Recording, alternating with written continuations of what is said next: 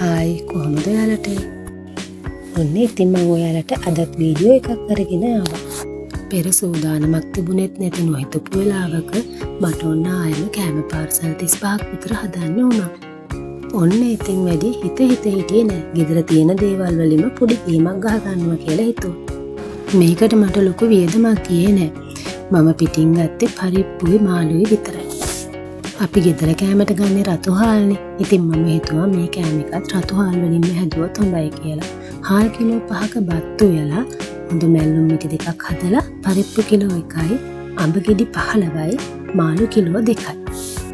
ඊට අමතරව මම පපඩම් බැද ගත්තා.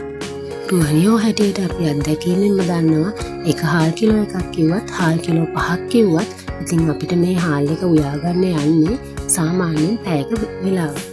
මෙහෙම හිතුවම අපි දන්නවා මේ කෑම වේල හදාගන්න සාමාන්‍යයෙන් අපිට පැය 3-3.5 යනවා කියලා.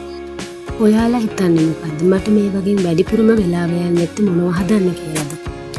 ඇත්තමයි. මගේ මහත්තයා උදව් නොකළා නම් මම හිතන්නේ මං තාමත් මැල්ලුම් ටික තෝරනවා. ඇත්තටම වැඩිපුරම වෙලාවක් ගියේ මැල්ලුම් ටික තෝරලා, සෝදලා, සුද්ධ කරලා ඒ ටික කරගන්න තමයි. මේ වීඩියෝ එක මම ඔයාලත් එක්ක ෂෙයා කරගත්තේ මේ වගේ අවස්ථාවක් ඔයාලගේ ජීවිතේ උදා වුණොත් ඒක කරගන්න ඔයාලට පුංචි හරි රුපියලක් මේකෙන් හම්බ වෙයි කියලා හිතලා. ඔන්න කෑම ටික නම් රසට සුවඳට පිළිමකට තිබුණා. ඔන්න ඔයාලත් මේ වගේ අත්දැකීම් මාත් එක්ක බෙදා ගන්න කැමති නම් දිගටම මගේ channel එකත් එක්ක රැඳිලා ඉන්න. මම දිගටම ඔයාලට වීඩියෝ අරගෙන එන්නම්. ඔයාලගේ අදහස්, යෝජනා, චෝදනා මේ හැම දෙයක්ම අපේ ඉදිරි ගමනට හරියම වැදගත්.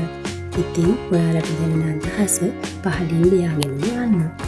මාව අහගෙන බලාගෙන හිටපු ඔයාලට ගොඩාක් ස්තුතියි. එහෙනම් මම ගිහින් එන්නම්.